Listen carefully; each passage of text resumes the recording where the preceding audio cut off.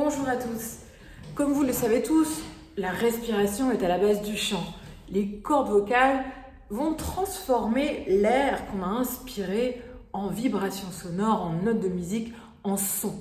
Donc, heureusement, la chose qui nous est le plus naturelle, nous, en tant qu'êtres humains, c'est de respirer. Malheureusement, on le fait mal à partir du moment où on a commencé un petit peu à s'agiter, à être sensible à la rapidité du monde, à être stressé. On ne prend pas le temps de respirer comme on le devrait, comme on le faisait quand on était beaucoup plus jeune, bébé. C'est une respiration, donc celle dont je vais vous parler, que l'on connaît très bien. Et du coup, comme on ne prend pas le temps parce qu'on est stressé, parce que pour plein de raisons, on va respirer ici de façon très rapidement. Or, pour chanter, cette respiration-là ne nous suffit pas. Pourquoi ? Parce que nous, on va devoir tenir des notes longues, des hauteurs longues, mettre de la puissance, aller chercher des notes aiguës, aller chercher des notes graves, faire des intervalles particuliers, plus ou moins longs.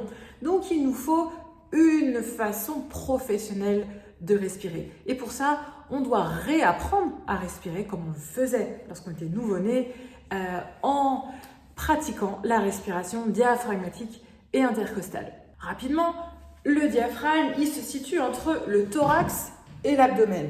Il se situe au niveau de vos dernières côtes. Ici, vous pouvez toucher. C'est comme une sorte de coupole qui va, lorsque vous allez prendre l'air et inspirer, s'abaisser. Et lorsque vous allez expirer l'air et chanter, il va remonter.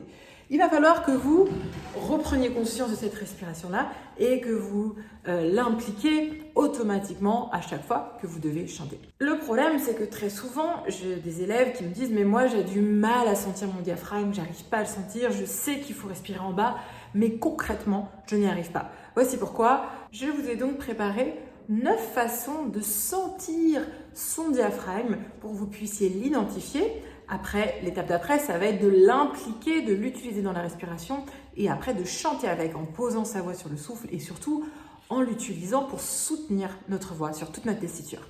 Alors, maintenant, on va partir à la découverte du diaphragme, on va chercher à le ressentir. Premièrement, prenez un ballon gonflable et vous allez déjà souffler un petit peu comme ça. Voilà. Et après, vous allez expirez l'air, réinspirez et vous allez sentir ce qui se passe dans votre ventre ici lorsque vous allez souffler.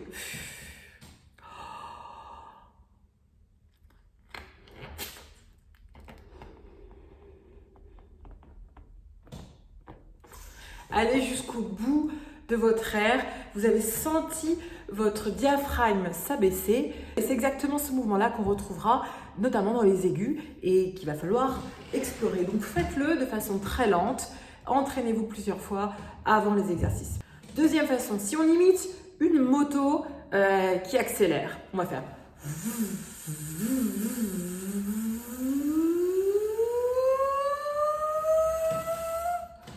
Faites-le et vous allez sentir exactement toujours ce diaphragme qui s'abaisse comme ça.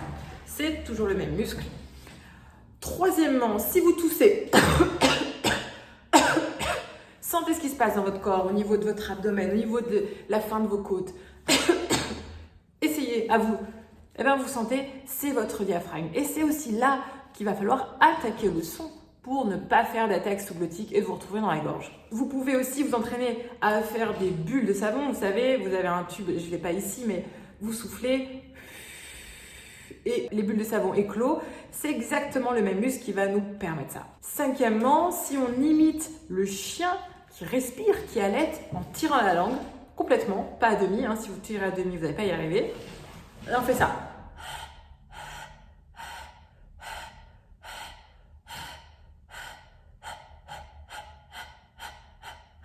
C'est toujours notre diaphragme qu'on ressent. Sixièmement, par exemple, quand vous avez froid, vous faites « oh, j'ai froid ». Qu'est-ce qui fait froid? C'est votre diaphragme qui va vous faire ça. À vous de jouer, allez-y, sentez. Septièmement, si vous voulez faire taire quelqu'un et que vous lui dites chut, chut, chut, chut, c'est votre diaphragme encore qui le fait. À vous de jouer. Huitièmement, lorsque vous rêvez à votre fenêtre et que vous soupirez,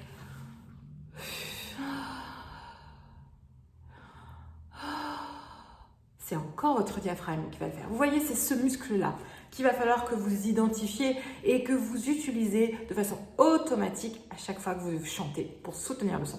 Neuvièmement, vous pouvez vous allonger par terre et poser un livre sur votre abdomen, un livre assez gros comme un dictionnaire, et vous allez chercher à faire monter le livre vers le plafond avec votre ventre, donc très doucement. Tous les gestes que l'on fait là, c'est très doucement. Et vous allez, en expirant, sentir le poids du livre qui descend jusque dans la colonne vertébrale. Et vous allez faire ça plusieurs fois, le plus lentement possible. Et ce sera cette respiration-là qu'il faudra faire de façon debout. Dixièmement, la position Balasana de yoga peut vous aider grandement à vous rendre compte de cette respiration-là. Si vous entraînez tous les jours, même à faire ces petits exercices-là un peu ludiques, vous allez déjà réveiller votre corps. Il va déjà se rendre compte que vous voulez solliciter le diaphragme et petit à petit, il va s'instaurer automatiquement. Bien sûr, pour cela, il faut travailler, il faut s'exercer. On n'a rien sans rien, malheureusement.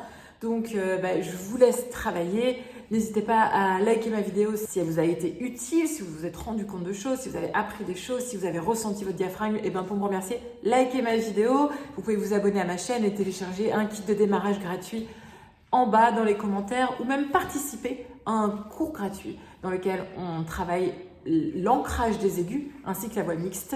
Je vous dis à très vite pour une nouvelle vidéo. Salut!